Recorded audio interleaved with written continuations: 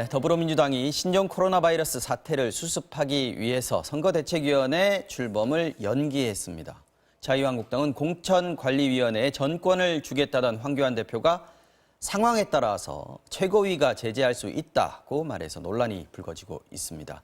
범보수 빅텐트 논의가 지지부진한 가운데 혁신통합추진위원회는 오늘 신당에 대한 기본 골격을 발표합니다. 정치와호장용 최창렬 용인대 교수, 김민전 경희대 교수 두 분과 함께 시작하겠습니다. 어서 오십시오. 안녕하세요. 네. 자, 민주당이 원래 이제 오늘 선대위를 공식 출범시키기로 하지 않았습니까? 네. 그런데 신종 코로나 바이러스 사태 수습을 우선순위해 주겠다. 그래서 이제 아무래도 좀 민주당으로서는 좀 악재이기 때문에 이 부분을 조금 강조하기 위해서라도 선대위 미룬 그런 측면이 있습니다. 선대위하고 지금 최고위하고 투트랙으로 가겠다 이런 생각인 것 같습니다. 공천관리위원회 구성이 지금 중요한 게 아니죠. 전 국민적 관심사가 지금 현재 이 코로나 바이러스 이 부분이기 때문에 아무래도 그렇죠. 민주당도 이제 밀 수밖에 없죠. 그리고 이제 공천관리위원회가 출범하면 이 부분이 또 이제 선거를 의식한다면 이게 뭔가 언론의 주목을 받아야 되는데 언론의 주목도 떨어질 거예요 아마. 네. 그래서 뭐 그런 것들 때문에 미뤘다 보기는 어렵고 어쨌든 초당적으로 대처를 해야 되는 것이고 또 집권당이기 때문에 정부와 보조를 맞춰서 하겠다는 생각으로 아마 미룬 것 같습니다. 일단. 네. 오늘 눈에 띄는 것은 이광재 전 강원지사요. 공동선대위원장을 맡기로 했습니다. 지금 이제 이해찬 대표하고 이낙연 전 총리가 공동선대위원장 아니겠습니까? 네, 그렇습니다. 근데 이광재 위원장의 역할은 뭐라고 보죠? 네, 사실 뭐 이광재 위원장도 그렇습니다만은 민주당이 전반적으로 선거 전략으로 내세우고 있는 게 권역별로 그야말로 대표 주자를 두고 최대한 표를 끌어모으겠다 이 전략인 것 같고요. 그것을 통해서 지금 사실 민주당의 경우에는 대선 주자급이 거의 사라졌다 이런 평가들이 그동안 많이 나오지 않았었습니까? 안희정 기존의 전 후보들. 지사를 네. 비롯해서 그런 가운데에서 이 총선을 통해서 대선 주자급들을 더욱 길러내겠다. 그것을 통해서 경쟁 체제로 가겠다. 아마 이런 보관도 있지 않는가 하는 생각을 하게 됩니다. 그럼에도 불구하고 썩 모양새가 안 좋다라는 지적도 사실은 가능합니다. 어떤 점 왜냐라고 하면요. 지금 말씀하셨지만 작년 12월에 그야말로 사면 복권되었는데 막바로 얼마 안 됐다. 그렇습니다. 선대위원장으로 들어오는 것이 과연 바람직한가? 선대위원장 시키려고 사면해 줬냐 이런 얘기 나올 수 있는 거죠. 그런 지적을 할 수 있겠죠. 이광재 의원 전 지사, 지사죠. 뭐 노무현 대통령의 오른팔, 뭐 안희정 지사가 왼팔이라고 그렇죠. 하면은 강원도에서는 상당히 영향력이 있는 인물이다. 사실 수도권에서 보기에는 그렇게 많이 눈에 띄지 않았지만 강원도민들한테는 아직도 영향이 있다 이렇게 봐야 됩니까? 그렇게 봐야 될 것 같아요. 저도 강원도 출신 분하고 최근에 얘기를 나눠봤는데 네. 제가 아는 이광재보다는 훨씬 더 영향이 큰 것 같아요. 현지에서는. 예. 게다가 또 강원도가 이 원주 지금 이 이광재 전 지사가 원주에서 학교를 다녔거든요. 그렇죠. 네. 근데 원주 쪽하고 또 저기 동해안 인접한 데하고 좀 강릉 약간 쪽. 다르더라고요. 강릉 쪽하고 내부적으로 말이죠. 그렇군요. 그런 점으로 볼 때 이 이광재 지사 전 지사의 역할은 총선에서 굉장히 클 것 같아요. 지금 이제 출마를 할지 안 할지 모르겠어요. 네. 아직까지 입장을 밝히지는 제가 볼 때는 않았습니다만. 출마할 가능성이 좀 높다고 봐요. 높다. 결국은. 근데 우리 김 교수님 지적하신 것처럼 그러한 이제 비판은 받을 수가 있을 거예요. 그러나 강원도 전체 지역에서 선대위원장으로서 강원도 지역뿐만이 아니라 전체로 하려면 본인이 일단 출마를 해야 되거든요. 그렇죠. 본인이 출마를 해야지 선대위원장으로서 효과가 있을 수가 있기 때문에 그리고 본인도 아마 지금 이제 정치에 손을 뗀 지가 11년쯤 됐잖아요.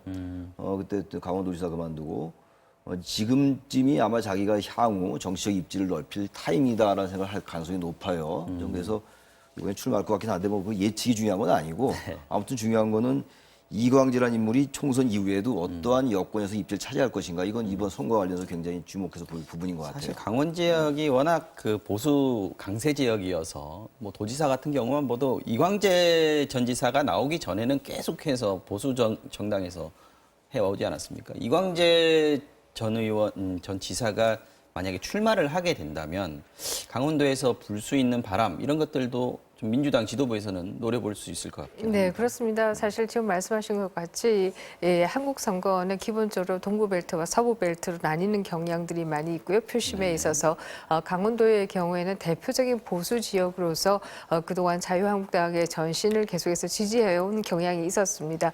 그것을 끊게 된 것이 바로 이광재 지사의 당선부터이다 이렇게 얘기할 수 있고요. 그런 면에서 본다라고 하면은 민주당으로서는 굉장히 귀한 자산임은 분명하다 이렇게 얘기할 수 있겠죠. 아까 김인정 교수님께서 권역별로 민주당은 선대위 어떤 그 체제를 좀 만들고 싶어 하는 것 같다라고 말씀하셨는데 그렇다면 다른 권역들도 또 있지 않습니까? 선대위원장이 또 늘어날 가능성도 있을 것 같고 또 임종석 전 실장 지금 약간 정치 재개하는 거 아니냐 이런 느낌들이 들지 않습니까? 혹시 선대위에 참여할 가능성 어떻게 보십니까? 김두관 의원 같은 경우도 이제 양산 출마를 네. 한다라는 걸 봐서 아까 말씀하신 것처럼 권역별로 어떤 이제 포스트를 이제 설정한 다음에 김두관 의원은 그러니까 PK 지역 PK 지역에서 하고 강원도 이쪽 지역은 이제 이광재 전 이광재. 지사로 하고 임종석 전 비서실장도 어떻게든 역할이 있을 것 같아요. 네. 근데 지난번에 정강정책 연설할 때 한번 나왔는데 물론 이제 제도권을 떠나겠다라고 얘기한 지가 얼마 안 됐죠. 2달밖에 안 돼서 벌써 복귀하느냐 뭐 이런 얘기 있다 하더라도 네. 뭐 2달 있다 복귀하나 뭐 몇 년 있다 복귀하나 마찬가지일 수도 있으니까 아마 임종석 전 실장도 이번에 어떻게든 총선에 관련 지어서 선거운동을 할 수 있을 것 같아요. 단지 이게 공동 선대위원장을 맡느냐, 임종석 전 비서실장이 그건 좀 별개라 하더라도 네. 그런 식으로 어쨌든 이광재, 임종석 이 여권에서 이른바 인지도가 있는 인물들, 우리 향후 정치적으로 클 수 있는 인물들, 대개 82학번들, 이제 그런 86세대들이란 말이에요. 네. 그런 사람들을 포스트로 해서 선거를 치를 전략은 아닌지 그렇게 볼 수 있을 것 같기도 합니다. 김 교수님께서는 임종석 전 실장의 정치 활동 뭐 전망을 좀 해보신다면 어떻게? 네, 이미 저는 상당히 가까워 왔다 이렇게 하고 보입니다. 그렇습니다. 정강정책 연설에서부터 시작해서 이미 또 페이스북을 통해서 소위 말하는 울산 선거시장 부정선거 의혹에 대해서도 아주 전면적으로 정치검찰이 이것을 사건을 만드는 것이다 이렇게 공개 넣은 출석도 것은 있고요. 그렇습니다. 네. 그런 것은 결국 프레임을 체인지해서 오히려 정치검찰과 싸우겠다 이것을 통해서 내가 정치를 하겠다 이런 의지를 표명한 것이 아닌가 이렇게 읽히는 부분도 있어서요. 저는 뭐 선거 출마 가능성이 훨씬 높아졌다 이렇게 보입니다. 더더욱이나 지금 성동구의 경우에는 오세훈 전 시장이 소위 표밭을 갈고 있는데요. 상당히 지지율이 나온다라고 하는 그런 평가들이 나오고 있습니다. 그렇기 때문에 그 대항마로서도 뭐 인구에 지금 회자되고 있는 그런 상황이다 이렇게 얘기할 수 있을 겁니다. 청와대 출신 뭐 많이들 나온다고 하는데 이 부분도 조금 주목을 해봐야 될 것 같습니다. 지금 민주당 공천관리위원회가 후보자 적합도 조사할 때 후보자 경력에 청와대나 대통령 이름을 쓸 수 없다 이렇게 얘기를 했고 또 공천 그 후보 경선에서도 안 된다 이렇게 얘기를 하고 있는 모양입니다. 이건 어떤 의미로 봐야 될까요? 글쎄요, 대통령 경력을 안 쓰는 게 훨씬 더 유리하다는 거 아닙니까? 이 대통령 그 청와대와 관련된 거를 쓰는 것과 안 쓰는 것과의 그 차이가 많이 난다고 그래요. 보도에 의하면. 근데 만약에 지금 청와대 출신 참모들이 나오는데 네. 그 대통령과 관련된 조항을 빼면 이 문구를 현역 의원들이 유리할 수가 있죠. 현역 의원들이. 왜냐하면 어쨌든 이 사람들은 새로운 대부분은 정치권의 신인이라고 신인들이니까 봐야겠죠. 진입하는 인물들이기 때문에 청와대 경력을 빼면 아무래도 현역 의원들이 유리할 수가 있을 것 같아서 네. 물론 이렇게 볼 수 있어요. 청와대 출신이 이번에 꽤 많은 것 같아요. 다른 정권 때보다 그렇죠. 네. 70명 내지만 80명 된다고 그러는데 너무 많이 나오기 때문에 이런 부분들을 뭐 제어하기 위한 이러한 장치로도 볼 수 있는데 네. 보기에 따라서는 여기 현역 프리미엄을 좀 유지하려 하는 것은 아닌지 이렇게 볼 수도 있을 것 같기도 해요. 뭐 양면성이 다 있는 것 같긴 한데 네. 어쨌든 청와대 출신들이 얼마나 이제 자신들이 나와서 문재인 정부 그리고 과거 노무현 정부 때 그런 부분들 과연 얘기함으로써 자신들에게 득표에 도움이 될 수 있게 하냐의 문제인데 너무 많이 나오는 것도 일반 중도 유권자들이 보기엔 불편해 보일 수도 있는 거거든요. 아마 그런 점에서 또 뺀 것은 아닌지 양쪽의 관점이 다 가능할 것 좀 같아요. 조심한다는 생각이 좀 들긴 합니다. 민주당 그러나 지도부는요. 이미 또 뭐 서울 시내를 돌아다녀 보면은 예비 후보들의 사진과 걸개 그림 뭐 이런 것들이 다 붙어 있는데 보면요, 뭐 대통령과의 함께 찍은 사진이라든지 또 뭐 문재인 대통령의 대변인 뭐 이런 식의 청와대에서 함께 일했다 이것을 강조하는 것들이 이미 걸려 있어서요. 언제 경선을 치르게 될지 모르겠습니다만은 경선 기간에 뭐 잠시 사용하지 못하면 못하도록 한다라고 하는 게 크게 영향이 있겠는가 하는 생각도 하게 되죠. 현실적으로 불가능할 수도 있다라고 네. 보시는군요. 알겠습니다. 이번엔 자유한국당 좀 보겠습니다. 황교안 대표가 공관이 출범하면서 김영호 위원장에게 정권을 주겠다라고 얘기를 하지 않았습니까? 근데 최근에 그 유튜브 방송에 출연을 해가지고 공관위 구성이 광화문 세력 등한시한 거 아니냐 이런 질문을 하니까 황교안 대표가 뭐라고 했냐면 잘못된 공천이라면 최고위가 제재할 수 있다 이렇게 얘기를 했단 말이죠. 이거는 이제 정권을 준다는 말에서 한 발짝 물러선 거 아니냐. 그래서 공관위에서도 좀 반발이 있는 것 같습니다. 네, 그렇습니다. 이석연 부위원장의 경우에도 이 정권을 준다라고 얘기한 것과 다른 얘기가 아니냐 이런 지적을 이미 하고 나섰다라고 하는 것을 보면은 공관위가 상당히 이 부분에 대해서 불쾌하다 이렇게 지금 의견을 내고 있는 것 같습니다. 그런데 잘못된 것이 무엇이고 잘된 것이 무엇이냐 이 기준은 과연 무엇이냐 이런 얘기도 할 수 있을 것 같아요. 황교안 대표가 보는 잘못된 것이라고 하는 것은 소위 애국 시민이라고 하는 사람의 대표가 안 들어갔다는 얘기냐, 아니면은 뭐 공관위가 사심 공천을 했다는 얘기냐, 아니면은 뭔가 여러 가지 불법 혐의가 있었거나 부패 혐의가 있었던 분들을 공천했다는 얘기냐, 이런 부분에 대해서 명확한 얘기를 하고 있지 않아요. 그래서 잘못된 것이 과연 무엇인가에 대한 얘기도 하지 않고 또 제재를 하겠다라고 하는 의미가 무엇이냐, 그것이 마치 2016년 공천 파동과 마찬가지로 또 한 번 공천 파동을 일으키겠다는 얘기인가, 이런 부분들에 대해서 명확한 얘기는 하고 있지 않는데요. 아마 제 느낌은 사회자가 그 부분에서 또 그 현장 분위기라고 하는 게 있지 않겠습니까? 보수 성향 유튜브니까요. 그렇습니다. 거기 가서 아마 거기에 조금 유화적인 얘기를 한다고 한 것이 지금 뭐 오히려 설화를 일으키고 있는 것이 아닌가 하는 느낌도 듭니다. 만약에 실제로 이제 공천관리위원회의 결정을 황교안 대표가 이의를 제기한다 또는 뒤집으려고 한다라고 한다면 떠오르는 게 또 억새 파동 뭐 이런 얘기가 떠오르는데 이런 여기까지 가지는 않겠죠 이번에는.